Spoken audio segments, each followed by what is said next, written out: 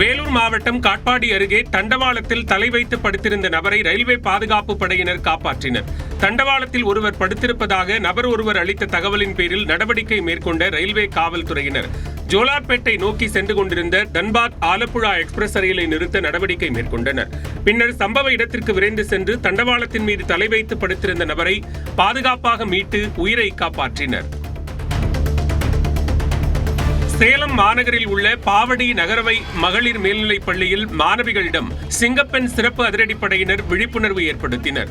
மாணவிகள் ஏதேனும் அசாதாரண சூழலை உணர்ந்தால் உடனடியாக அழைக்க வேண்டிய அவசர எண்கள், புகார்களின் மீது எடுக்கப்படும் நடவடிக்கைகள் குறித்து எடுத்துரைத்தனர். மேலும் பேருந்து நிலையங்கள், சந்தைகள் உள்ளிட்ட மக்கள் கூடும் பகுதிகளில் விழிப்புணர்வு ஏற்படுத்தி வருகின்றனர். தஞ்சாவூர் மாவட்டம் பட்டுக்கோட்டை அருகே ஊராட்சி ஒன்றிய தொடக்கப்பள்ளியில் புதிதாக சேர்ந்த மாணவர்களை கொண்டு பேண்டு வாத்தியம் முழங்க ஊர் பெரியவர்கள் மாலை அணிவித்து ஊர்வலமாக அழைத்து வந்து அசத்தினர். சிறுவாவிடுதி ஊராட்சி ஒன்றிய தொடக்கப்பள்ளியில் 1ஆம் வகுப்பு முதல் 5ஆம் வகுப்பு வரை புதிதாக சேர்ந்த மாணவர்களை ஊர் பெரியவர்கள் மாலை மற்றும் கிரீடம் அணிவித்து வரவேற்றனர். பின்னர் ஊர் எல்லையிலிருந்து பேண்டு வாத்தியம், தப்பாட்டம் முழங்க ஊர்வலமாக ஊராட்சி ஒன்றிய தொடக்கப்பள்ளி வரை அவர்களை அழைத்து வந்தனர்.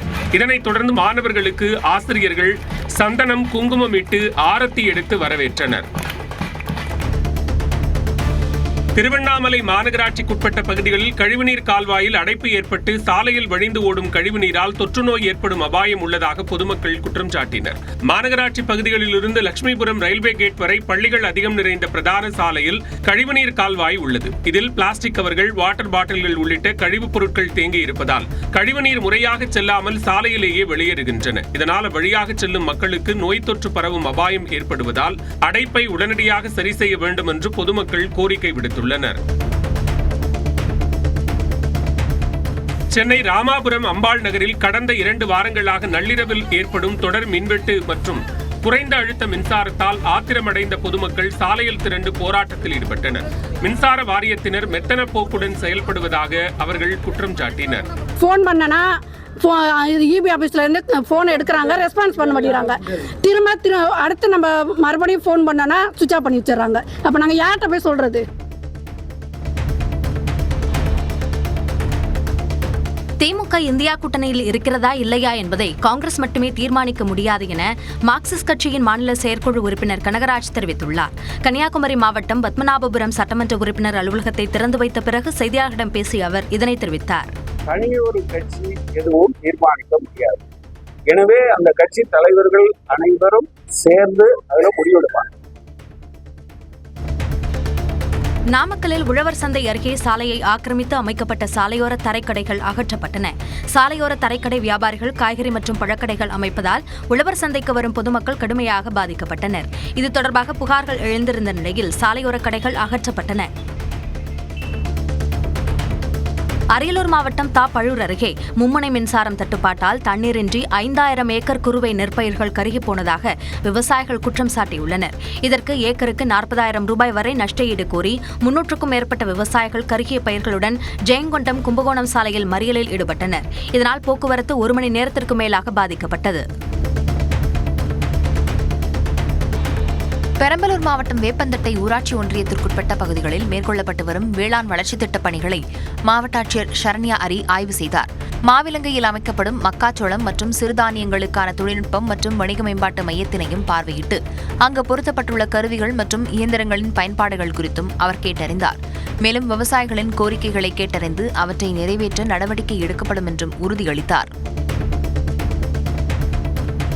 புதுச்சேரி காரைக்கால் மாவட்டத்தின் திருநள்ளாறு சனீஸ்வர பகவான் ஆலயத்திற்கு பூஜைக்கு விற்கப்படும் வாழைப்பழத்தில் ரசாயன ஸ்ப்ரே அடித்து விற்பனை செய்ததை உணவு பாதுகாப்புத்துறை அதிகாரிகள் கண்டுபிடித்தனர். வாழைப்பழத்தை பழுக்க வைப்பதற்காக தடை செய்யப்பட்ட ரசாயன ஸ்ப்ரே அடித்து விற்பனை செய்தது அதிகாரிகள் சோதனையில் கண்டுபிடிக்கப்பட்டது. மேலும் இந்த பழங்கள் சனீஸ்வர பகவானுக்கு அர்ச்சனை செய்வதற்கு விற்பனை செய்யப்பட்டு வந்ததும் தெரியவந்துள்ளது.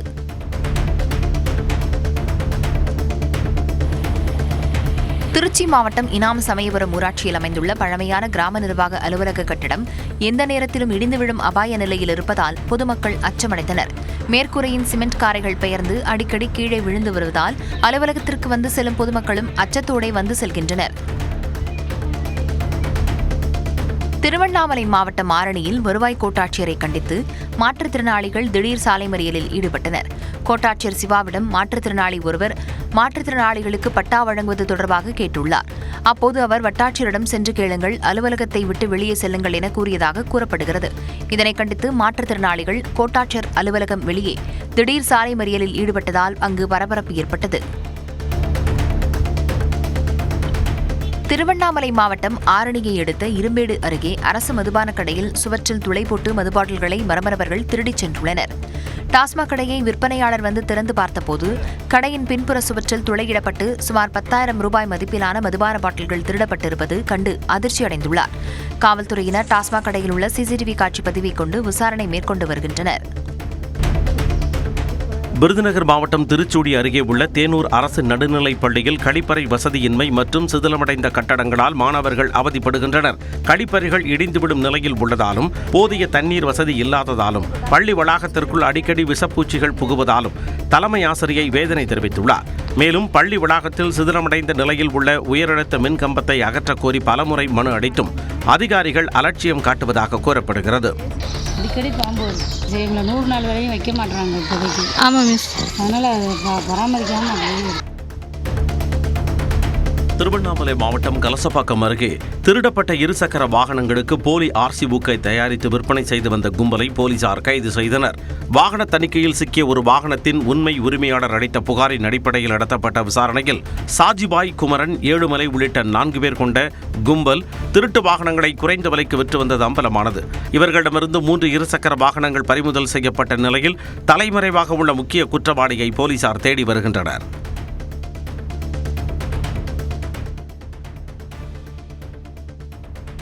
திருப்பரப்பு அருவியில் 3 பகுதிகளில் மட்டும் குளிக்க சுற்றுலா பயணிகளுக்கு அனுமதி வழங்கப்பட்டுள்ளது. தொடர் மழையால் திற்பரப்பு அருவியில் வெள்ளப்பெருக்கு ஏற்பட்டுள்ள நிலையில் குளிப்பதற்கு பல்வேறு கட்டுப்பாடுகள் விதிக்கப்பட்டுள்ளன. கன்னியாகுமரி மாவட்டத்தில் கடந்த சில நாட்களாக தொடர்ந்து மழை பெய்து வருகிறது. இதனால் கோதை ஆற்றில் நீர்வரத்து அதிகரித்துள்ளதால் திற்பரப்பு அருவியில் தண்ணீர் ஆர்ப்பரித்து கொட்டுகிறது. இதனால் 3 பகுதிகளில் மட்டுமே பாதுகாப்பாக குளிக்க திற்பரப்பு பேரூராட்சி நிர்வாகம் அனுமதி வழங்கியுள்ளது. ஆபத்தான மற்ற பகுதிகளுக்கு சுற்றுலா பயணிகள் செல்லாமல் இருக்க தடுப்பு வேலிகள் அமைக்கப்பட்டுள்ளன.